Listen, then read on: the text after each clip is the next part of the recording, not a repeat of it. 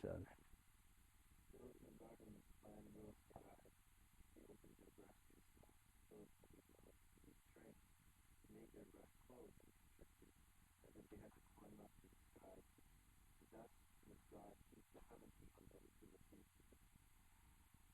yeah.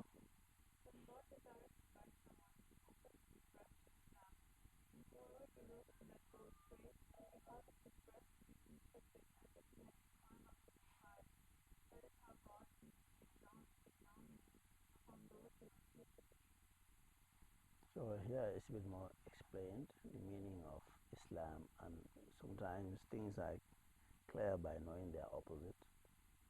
So the opposite of your heart being open to self-surrender is your heart being constricted and contracted, mm, which is a sign of non-acceptance. If you don't accept, then your heart will contract and constrict, and hence no light can, because your heart is closed, light cannot come in your heart.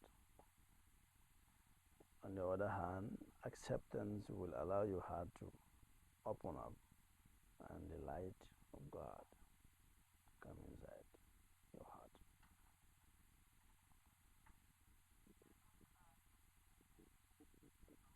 Mhm. Yeah, in the sense that uh, as though you are a lack of breath, because if you are climbing into the space, there's no air. So the person who is climbing those space, like the person who doesn't accept also the will of God, is also fighting against the will of God. So he's always, you know, in a haste, always out of breath.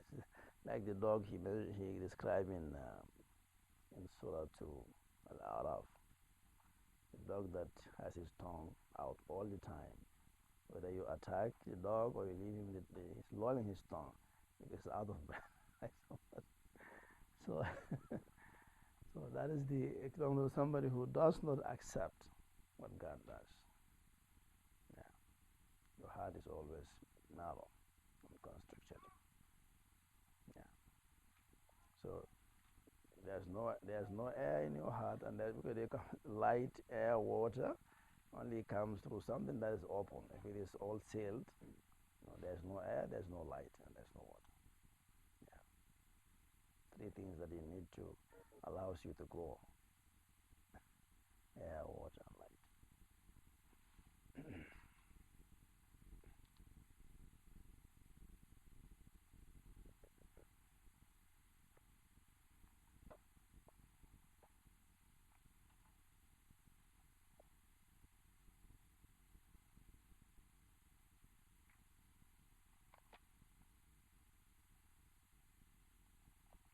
Yes, if you go to Surah to Yunus, you will have one just to explain that point further.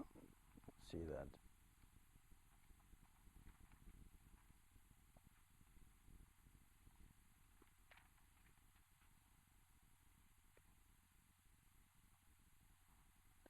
in verse 99 and 100 of that surah, وَلَوْ شَاءَ رَبُّكَ لَآمَنَ مَنْ فِي الْأَرْضِ كُلُّهُمْ جَمِيعًا أَفَأَنْتَ تُكْرِهُ النَّاسَ حَتَّى يَكُونُوا مُؤْمِنِينَ وَمَا كَانَ لِنَفْسٍ أَنْ تُؤْمِنَ إِلَّا بِإِذْنِ اللَّهِ وَيَجْعَلُ الرِّجْسَ عَلَى الَّذِينَ لَا يَعْقِلُونَ. ألم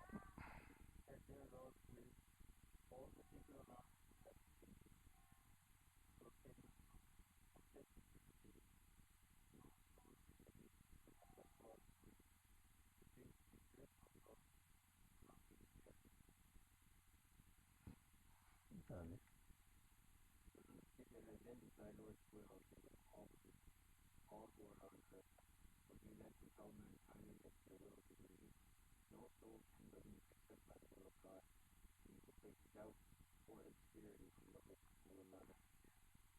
أيوه.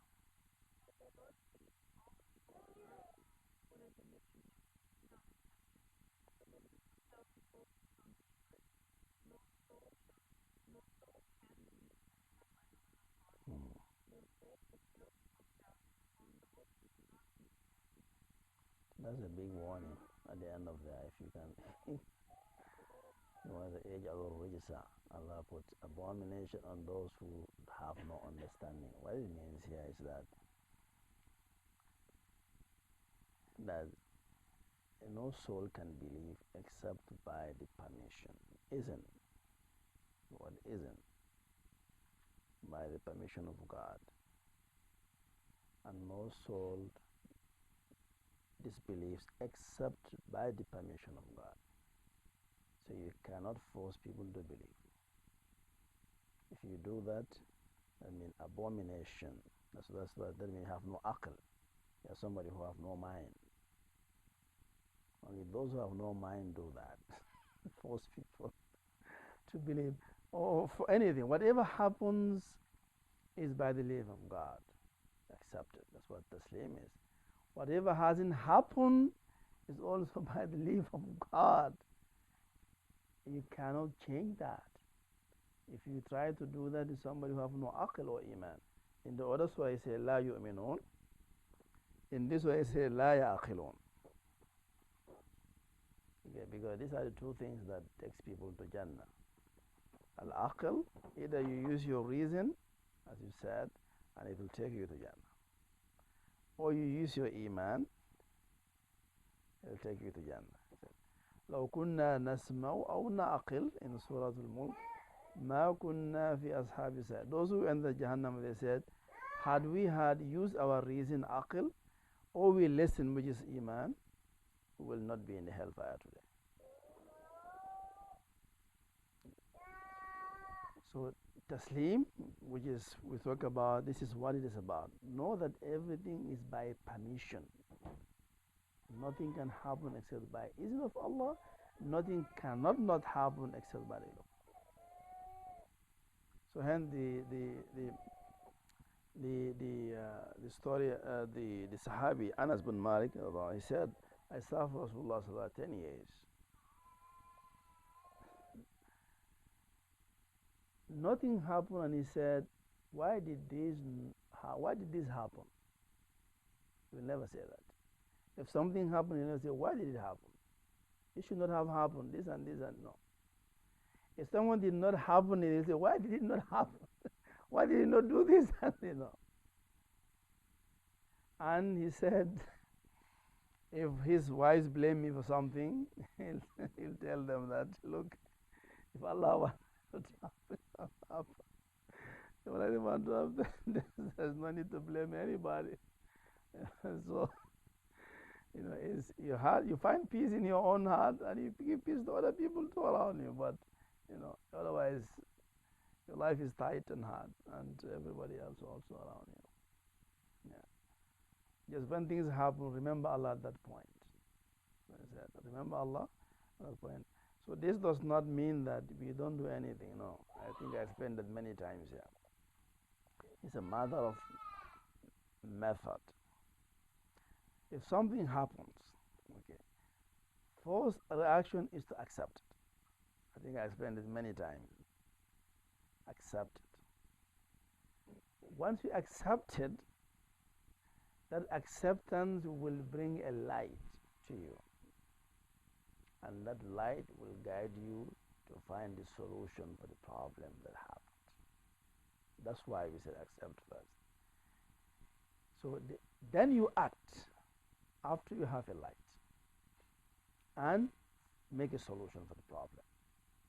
So you have to act. But after acceptance, action, not before. But if something happens, you don't accept it, then you don't have any light. And hence, you can't find the right solution. It's a matter of method. There's action, but after, not before.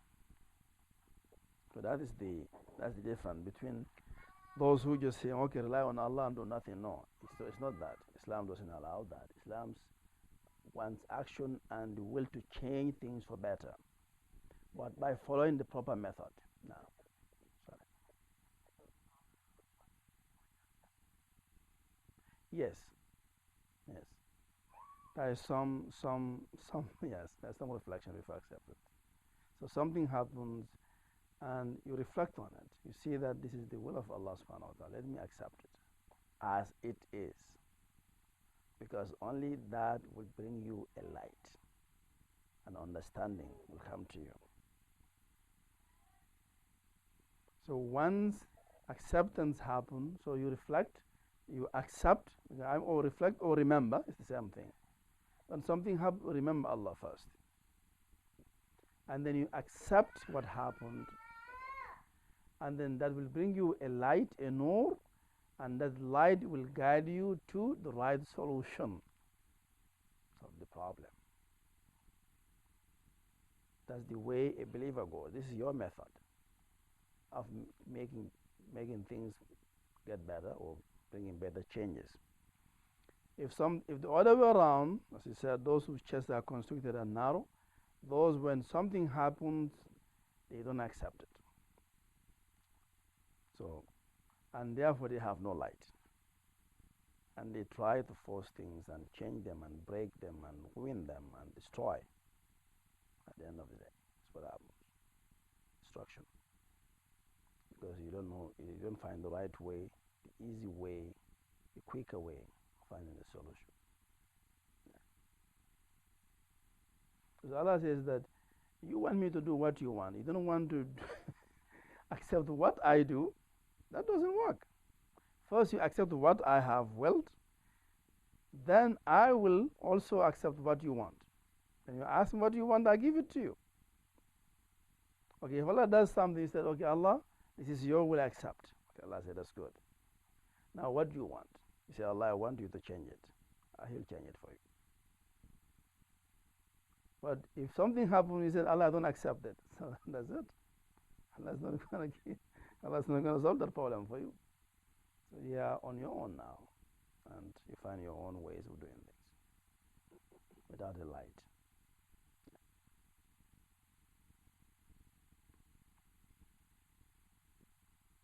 Inshallah. I think that's good for today.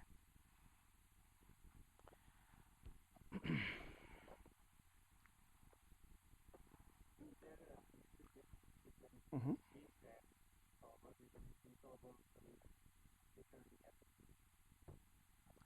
Between what? Tawbah and what? Freedom is part of Tawbah. Yes, same thing. The word Tawbah is made of two things. One is called Taslim, one is called Inaba. So Tawbah is a compound word. So one part of it is called Taslim. Other part is called Inaba. Inaba means to return. So Anibu ila rabbikum aslimu lahu. Go back to Allah and surrender your matter to it. Yeah. So that's part of Tawbah.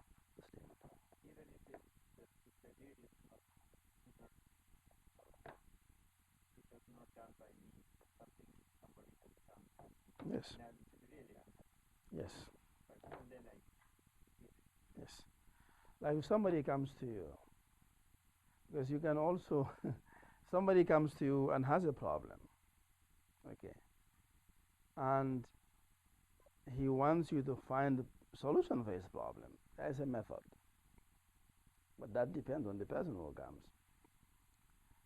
If problem comes, somebody comes with a problem, both of you have to do taslim. Okay, together. You and him or her.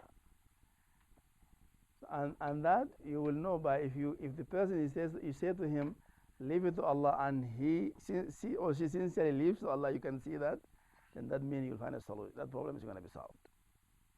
If the person is still holding on to it, it's not going to solve, no matter how you try. Because he's not cooperating with you. So hence Allah said to Sayyidina Ismail and Sayyidina Ibrahim, when Allah said to them, to the father, you slaughter your son, sacrifice your son. It's a big problem. What happened? Sayyidina Ibrahim came to Sayyidina Ismail. He didn't force him. But that's not the way to go. As both of them accepting and then finding the solution. You see the solution came? So when he said to Sayyidina Ismail, Allah said this and this, he said, whatever Allah says, do. And Allah said, فَلَمَّا أَسْلَمَا. When both of them surrendered, both of them, then a solution came. Allah said, no, don't sacrifice your son. Here is the replacement. So the light came and the solution came with it. This is what we're talking about. It's a method and it works if you apply it properly. So both of them had to submit. فَلَمَّا أَسْلَمَا, solution came. So hence Allah said to Rasulullah sallallahu alayhi wa sallam, if those who believe in our signs come to you, first thing, what do you tell them? What do you tell them? Those who believe in our signs come to you with a, with a problem or asking something, they want something. What do you say? He said, فَقُلْ سَلَامٌ عَلَيْكُمْ. You mean the same thing. Tell them salamun alaykum. If I tell you salam, I will tell you the same thing. Me and you, both of us, let's submit our will to Allah subhanahu wa ta'ala. And we'll find peace. Because if you don't submit, you don't find peace. That's then. Aslim taslam. So Rasulullah said to Caesar, submit to Allah and you will be in peace. You will be safe. If you hold, you don't give it to Allah, you will not be in peace. Otherwise, your heart will always be in problem. Aslim taslam. Very simple. Says everything. So if they come to you, first thing says, Salamun alaykum. And that Salamun alaykum will remove all that negativity from the heart. The heart sound. In peace in their heart. كتب ربكم على نفسه الرحمة. Taslim.